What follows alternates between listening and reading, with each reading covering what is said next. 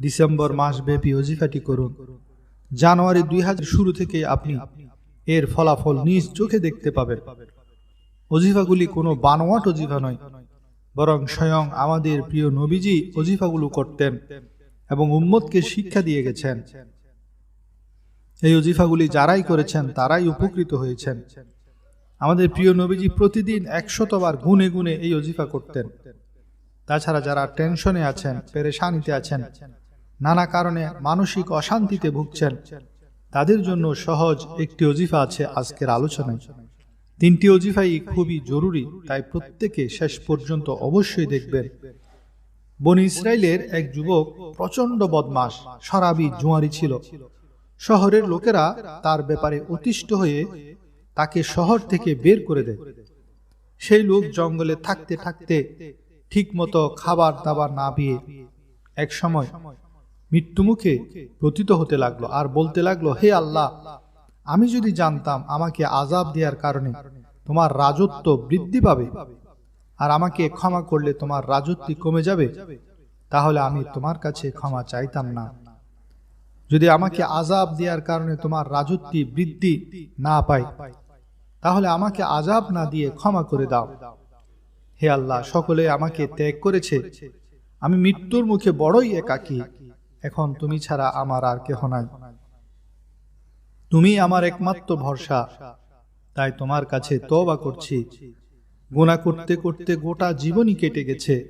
হে আল্লাহ, সকলেই আমাকে পরিত্যাগ করেছে, একমাত্র তুমি আমাকে পরিত্যাগ করনি। এ কথা বলেই সে মৃত্যুমুখে পতিত হলো।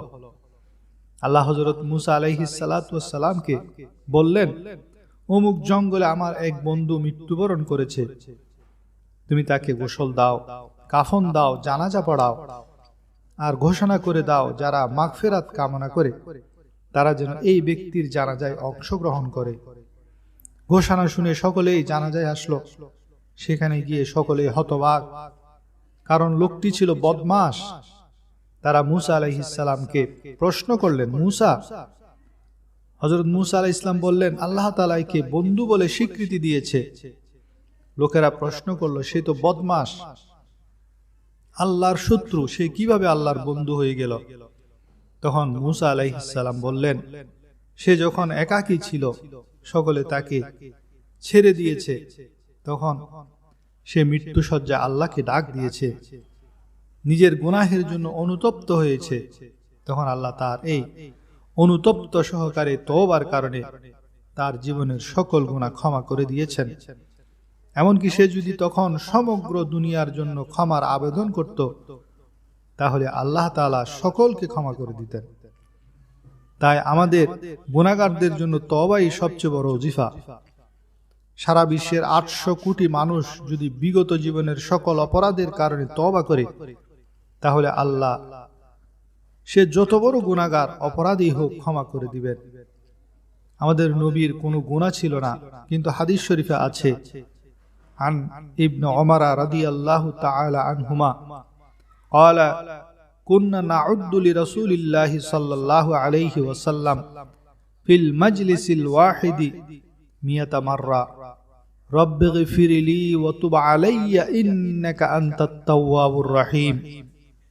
ইবনে ওমর রাদিয়াল্লাহু হতে বর্ণিত, তিনি বলেন, একই মজলিসে বসে নবী করিম সাল্লাল্লাহু আলাইহি ওয়াসাল্লাম এই ইস্তেগফারটি পাঠ করা অবস্থায় 100 বার পর্যন্ত গুনতাম।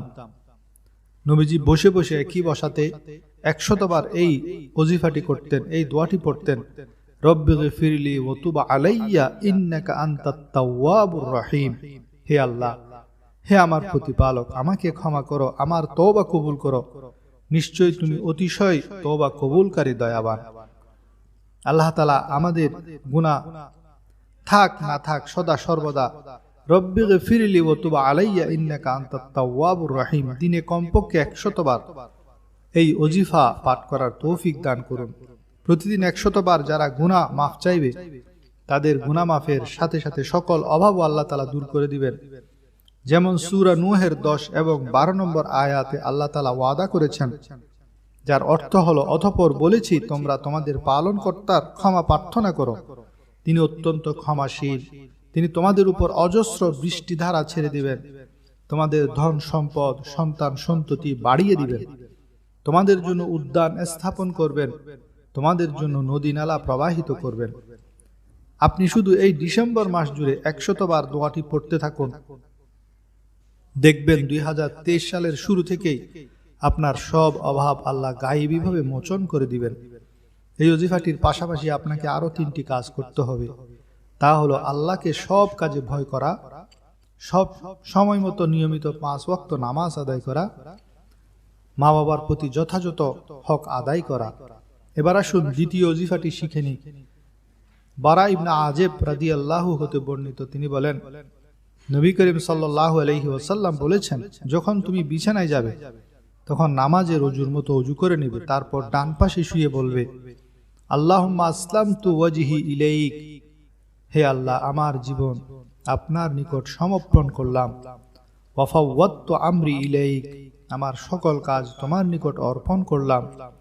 ওয়াল জাআতু যহরি ইলাইক রাগাবাতান ওয়া রাহবাতান ইলাইক, অর্থাৎ এবং আমি তোমার আশ্রয় গ্রহণ করলাম তোমার প্রতি আগ্রহ ভয় নিয়ে। লা মালজা ওয়ালা মানজা মিনকা ইলাইক, তুমি ব্যতীত প্রকৃত কোনো আশ্রয়স্থল ও পরিত্রাণের স্থান নেই।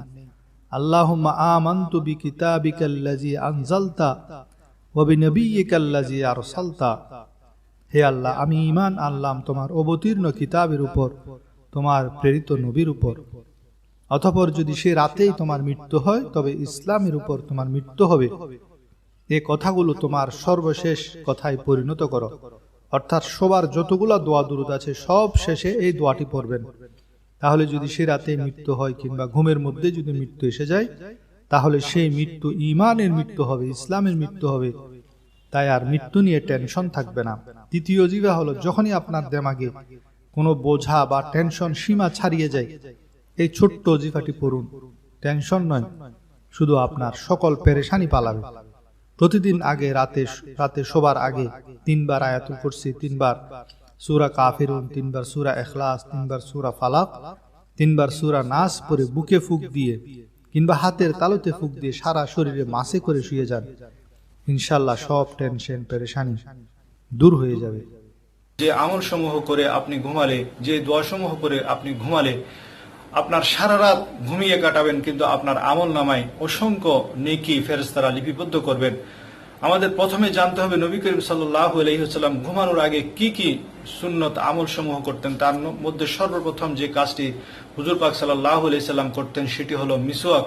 হাদিস শরীফের মধ্যে আছে নবী করিম সাল্লাল্লাহু আলাইহি ওয়াসাল্লাম শুধু মিসওয়াকই করতেন না, তিনি শুবার সময় তার বালিশের পাশে মিসওয়াক রাখতেন। কিন্তু আফসোসের বিষয়, আজকাল আমরা মিসওয়াক তো রাখা দূরের কথা, আমাদের পাশে থাকে রিমোট কন্ট্রোল দামি দামি মোবাইল, অ্যান্ড্রয়েড মোবাইল, যে সমস্ত মোবাইল দিয়ে আমরা সারা রাত বিভিন্ন ধরনের নাচ গান, ফেসবুকিং, ইউটিউবের মধ্যে কাটিয়ে দিই এবং সারা রাতের যেই ইবাদতের ফজিলত তা থেকে আমরা বঞ্চিত হয়ে যাই। দ্বিতীয় হলো আপনার নিয়ত করতে হবে। আপনি ঘুমানোর আগে শুতে যখন যাবেন তখন তাহাজ্জুদের নিয়ত করে শুতে যাবেন।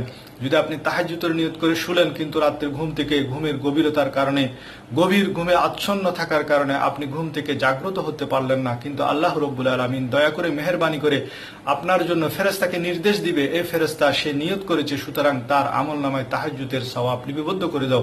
যদিও আপনি রাত্রে শুয়ে কাটিয়েছেন কিন্তু আপনার আমলনামায় সারা রাত তাহাজ্জুদ নামাজের সওয়াব লিপিবদ্ধ করা হচ্ছে। এমনকি ফেরেশতারা আপনার রাতের ওই ঘুমটাকে সৎকার সওয়াব হিসেবে লিপিবদ্ধ করে রাখেন। ঘুমাতে যাওয়ার সময় ওযু করে নেবেন, ওযু করে সুন্দর করে জিকির করে নেবেন, সুবহানাল্লাহ 33 বার, আলহামদুলিল্লাহ 33 বার, আল্লাহু আকবার 34 বার। এভাবে আল্লাহর জিকির করে আপনি ঘুমিয়ে যাবেন। আল্লাহুম্মা বিইসমিকা আমুতু ওয়া আহইয়া, এই দোয়াটি পড়বেন, আয়াতুল কুরসি পড়বেন, আরো যে সমস্ত দোয়া দুরুদ ঘুমানোর আগে পড়ার মুসনুন দোয়া আছে সেগুলো পড়ে নেবেন। এবং বিশেষ করে সূরাতুল মুলুক পড়তে ভুলবেন না, কেননা হাদিস শরীফের মধ্যে আছে সূরাতুল মুলুক যে ব্যক্তি নিয়মিত রাত্রে পড়বে, যে হাসরের ময়দানে এই সূরা মুলুক কবর আযাব থেকে তাকে রক্ষা করবে এবং হাসরের ময়দানে তার জন্য সুপারিশ করবে। এমনকি ওই ব্যক্তি, যে ব্যক্তি সূরা মুলুক তেলাওয়াত করে, সে যতক্ষণ পর্যন্ত জান্নাতে প্রবেশ করতে না পারবে, যতক্ষণ পর্যন্ত তাকে জান্নাতে প্রবেশ করানো না হবে, ততক্ষণ পর্যন্ত ওই ফেরেশতা আল্লাহ রাব্বুল আলামিনের সাথে তর্ক বিতর্ক করবে, এমনকি আল্লাহর সাথে জিদ করবে, এমনকি শেষ পর্যন্ত ওই বান্দাকে জান্নাতে প্রবেশ করিয়ে দেওয়া হবে। হযরত ওসমান রাদিয়াল্লাহু তাআলা আনহুর যুগে, উনার খেলাফতকালে যখন মুসলমানদের সংখ্যা বেড়ে গেল, তখন ওসমান রাদিয়াল্লাহু তাআলা আনহুর প্রোটোকলও বেড়ে গেল। যেমন আমাদের প্রধানমন্ত্রীর কাছে যাওয়া অনেক কঠিন ব্যাপার, সেরকম ওসমান রাদিয়াল্লাহু তাআলা আনহুর যুগে যখন মুসলমানদের সংখ্যা, মুসলমানদের পরিধি বেড়ে গেল, ইসলামের পরিধি বেড়ে গেল, তখন ওনার কাছে যাওয়াটা, মানুষের বিভিন্ন সমস্যা নিয়ে যাওয়াটা খুবই কষ্টসাধ্য হয়ে যেত। বিভিন্ন মানুষের ভিড় থাকতো। তো এক বৃদ্ধ সাহাবী যখন হযরত ওসমান রাদিয়াল্লাহু তাআলা আনহুর কাছে ওনার একটা হাজতের ব্যাপারে গেলেন, কিন্তু তিনি কোনোভাবেই ওসমান রাদিয়াল্লাহু তাআলা আনহুর কাছে পৌঁছতে পারছিলেন না।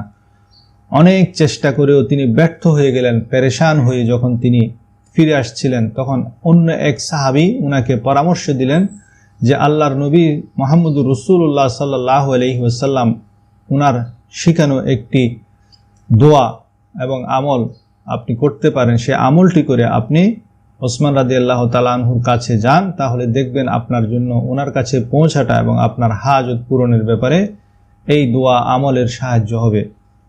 তো তিনি আল্লাহর নবী সাল্লাল্লাহু আলাইহি ওয়াসাল্লামের শিখানো সেই দোয়া আমলটি তিনি শিখে নিলেন। ওনার কথা মতো তিনি পাশে মসজিদে গিয়ে 2 রাকাত ভালোভাবে ওযু করে 2 রাকাত নামাজ আদায় করলেন। নামাজের পর সেই দোয়াটি করলেন। করার পর তিনি যখন গেলেন, হযরত ওসমান রাদিয়াল্লাহু তাআলা আনহু ওনার যে মজলিস থেকে অনেক দূর থেকে ওই সাহাবীকে লক্ষ্য করে ডাক দিলেন এবং বললেন যে আসুন আসুন, আপনি আমার কাছে আসুন, আপনার হাজতের কথা বলুন। তো ওই সাহাবী তার হাজতের কথা বললেন। ওসমান রাদিয়াল্লাহু তাআলা আনহু ওনার সমস্যা সমাধানের ব্যবস্থা করলেন এবং ওনার খাদেম, ওসমান রাদিয়াল্লাহু ওনার খাদেমকে এটাও বলে দিলেন যে এরপর থেকে যখনই এই সাহাবী আসবেন, সাথে সাথে আমি যতই ব্যস্ত থাকি না কেন, তুমি আমাকে বলবে যে এবং ওর কথা যাতে আমি শুনতে পারি, ওনার হাজতের কথা আমি যাতে শুনতে পারি সে ব্যবস্থা করে দিবে। দেখুন, ওনার এতক্ষণ পর্যন্ত উনি কাছেও যেতে পারছেন না, কিন্তু ওই আমলটি করে আসার পর ওনার সকল সমস্যা আল্লাহর কুদরতিভাবে সমাধান হয়ে গেল। তখন ওই সাহাবী সেখান থেকে বের হয়ে যে সাহাবী থেকে তিনি সে আমলটি শিখেছেন তাকে গিয়ে ধরলেন এবং তাকে বললেন, নিশ্চয়ই যে আপনি ওসমান রাদিয়াল্লাহু তাআলা আনহুকে আমার ব্যাপারে বলেছেন, যখন আমি নামাজ পড়তে গিয়েছি, ওযু করে নামাজ পড়তে গিয়েছি মসজিদে, তখন নিশ্চয়ই আপনি কিছু বলেছেন, সেজন্য ওসমান রাদিয়াল্লাহু তাআলা আনহু আমার জন্য সব কিছু ব্যবস্থা করে দিয়েছেন, না হয় এত তাড়াতাড়ি কিভাবে আমার সমস্ত সমস্যার সমাধান হয়ে গেল। তখন ওই সাহাবী জবাব দিল, নয় নয়, আল্লাহর কসম, আমি ওসমান রাদিয়াল্লাহু তাআলা আনহুকে আপনার ব্যাপারে কিছুই বলি নাই, বরং আমি দেখতে চেয়েছি আল্লাহ রাসূল সাল্লাল্লাহু আলাইহি ওয়াসাল্লামের যুগে এক সাহাবীকে তিনি একটি দোয়া শিখিয়েছেন, সেই দোয়ার আসর কি বর্তমানে আমরা যদি করি, সেই দোয়াটি যদি এখনও করি, তা এখনও কি আমরা তার ফজিলত, তার সেই ফলাফল পাবো কিনা সেটা পরীক্ষা করার জন্য আমি আপনাকে সেই দোয়াটি শিখিয়েছি এবং আপনি সেই দোয়াটি পড়ে এসে যখন আপনি আসলেন, আপনার সমস্ত সমস্যার সমাধান হয়ে গেল। এতে আমার বুঝে আসলো যে রাসূল সাল্লাল্লাহু আলাইহি ওয়াসাল্লাম শিখানো সেই দোয়াটি এখনো পর্যন্ত আমাদের জন্য উপকারী। তো আমরা কিয়ামত পর্যন্ত উম্মতের জন্য সেই আমলটি, সেই দোয়াটি উপকারী। তো সেই দোয়াটি কি, যে দোয়াটি করলে যে কোনো কঠিন থেকে কঠিন কাজ, কোনো আটকে যাওয়া কাজ, কোনো ব্যর্থ হয়ে যাওয়া কাজ, আপনি কোনো কাজে বারবার ব্যর্থ হচ্ছেন, যখন এই দোয়াটি আমলটি করে যাবেন, আপনি সেই ব্যর্থতা থেকে আপনি সফল হতে পারবেন। সে আটকে যাওয়া কাজের মধ্যে আপনি সফল হতে পারবেন, কঠিন থেকে কঠিন কাজের মধ্যে আপনি সফল হতে পারবেন। তো আসুন আমরা হাদিস শরীফটি শুনি। আন উসমান বিন হুনাইফ আন্না রাজুলান দারিরান আতান নাবিয়্যা সাল্লাল্লাহু আলাইহি ওয়াসাল্লাম। হযরত উসমান বিন হুনাইফ রাদিয়াল্লাহু তাআলা আনহু থেকে বর্ণিত, একজন অন্ধ সাহাবী নবী করিম সাল্লাল্লাহু আলাইহি ওয়াসাল্লামের কাছে তশরিফ আনলেন এবং সে বলল, ইয়া নবী আল্লাহ উদউল্লাহ আন ইউআফিয়ানি। ফাকাল, সে বলল, ইয়া নবী আল্লাহ, আমার জন্য দোয়া করুন যাতে আমি অন্ধত্ব থেকে মুক্তি পাই। ফাকালা ইন শিতা আখরতু যালিকা ফাহুয়া আফদালু লিআখিরাতিকা ওয়া ইন শিতা দাআউতু লাক। আল্লাহ রাসূল সাল্লাল্লাহু আলাইহি ওয়াসাল্লাম বললেন, যদি তুমি সবর করো তোমার এই অন্ধত্বের উপর, তাহলে সেটা তোমার জন্য উত্তম হবে, আর যদি তুমি চাও তাহলে আমি তোমার জন্য দোয়া করব। ক্বালা লা বালিদুল্লাহ লি। তখন ওই সাহাবী বললেন, ইয়া রাসূলুল্লাহ, নয় নয়, বরং আপনি আমার জন্য দোয়া করুন যাতে আমি অন্ধত্ব থেকে মুক্তি পায়। فأمره أن يتودع وأن يصلي ركعتين وأن يدعو بهذا الدعاء। তখন আল্লাহ রাসূল সাল্লাল্লাহু আলাইহি ওয়াসাল্লাম বললেন, তুমি গিয়ে ভালো করে ওযু করো, ওযু করে 2 রাকাত নামাজ পড়বে এবং এই দোয়াটি পড়বে। দোয়াটি কি? আল্লাহুম্মা ইন্নী আসআলুকা ওয়া আতাওয়াজ্জাহু ইলাইকা বিনাবিয়্যিকা মুহাম্মাদিন সাল্লাল্লাহু আলাইহি ওয়াসাল্লাম নবিয়্যির রাহমাতি ইয়া মুহাম্মাদু ইন্নী আতাওয়াজ্জাহু বিকা ইলা রাব্বি ফি হাজাতি হাযিহি ফাতুকদা ওয়া তুশাফিআনি ফি। এই দোয়াটি পড়ার জন্য তাকে বলেছেন। তখন ওই সাহাবী এই দোয়াটি পড়ার সাথে সাথে তার চোখ ভালো হয়ে গেল।